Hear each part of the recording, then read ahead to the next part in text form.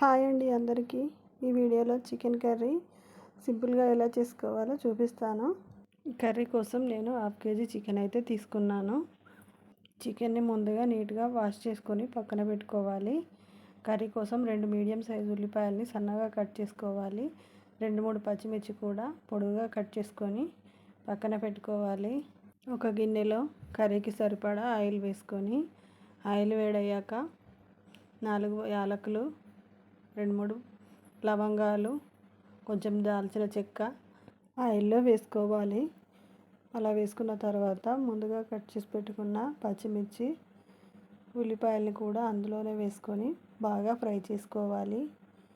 ఉల్లిపాయ, పచ్చిమిర్చి బాగా ఫ్రై అయిన తర్వాత 1 స్పూన్ అల్లం వెల్లుల్లి పేస్ట్ కూడా వేసుకోవాలి.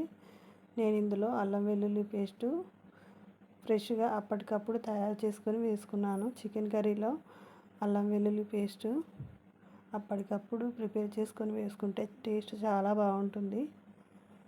అలా అల్లం వెల్లుల్లి పేస్ట్ ఫ్రై అయిన తర్వాత కొంచెం పసుపు వేసుకొని బాగా కలుపుకోవాలి. తర్వాత ముందుగా కడిగి పెట్టుకున్న చికెన్ కూడా వేసుకొని బాగా కలిపి టేస్ట్కి సరిపడా సాల్ట్ను నేను ముందే వేసుకుంటాను. ఎందుకంటే ముందుగా సాల్ట్ వేసుకోవడం వల్ల ముక్క మెత్తగా ఉడుకుతుంది. తర్వాత మూత పెట్టుకొని స్టవ్ సిమ్లో పెట్టుకొని ఒక 10 నిమిషాలు ఉడికిస్తాను. చికెన్లోంచి వాటర్ వచ్చి చికెన్ మంచి మెత్తగా ఉడుకుతుంది. వాటర్ వేసిన తర్వాత ఉడికే కంటే ఇలా ఉడికించుకుంటే ముక్క బాగా ఉడుకుతుంది. తర్వాత వాటర్ అంతా ఇంకిపోయే వరకు ఉడికించుకోవాలి.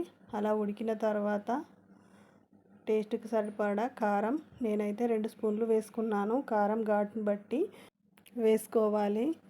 చికెన్లో కొంచెం కారం ఎక్కువగానే ఉండాలి. నాన్ వెజ్లో కారం ఎక్కువ ఉంటేనే టేస్ట్ బాగుంటుంది.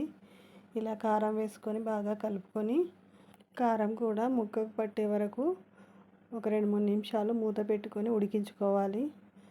అలా కారం ఆయిల్లో ఉడకడం వల్ల టేస్ట్ బాగుంటుంది. తర్వాత పక్కనే ఇంకో స్టవ్ పైన కొన్ని వాటర్ని అయితే వేడి చేసుకోవాలి. ఈ కర్రీలో వేడి నీళ్ళు పోసుకోవడం వల్ల గ్రేవీ టేస్ట్ చాలా బాగుంటుంది.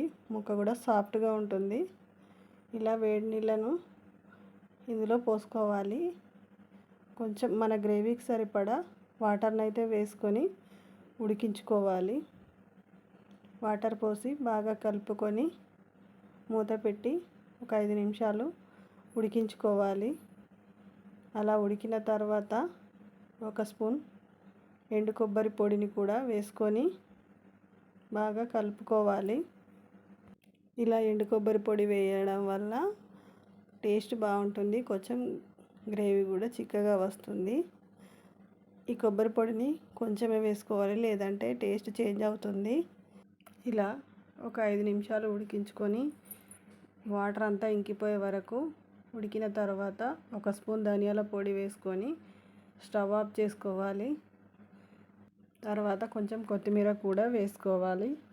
చికెన్లోనైనా మటన్లోనైనా అల్లం వెల్లుల్లి పేస్ట్ అప్పటికప్పుడు తయారు చేసుకొని వేసుకోవడం వల్ల టేస్ట్ మారుతుంది. టేస్ట్ చాలా బాగుంటుంది.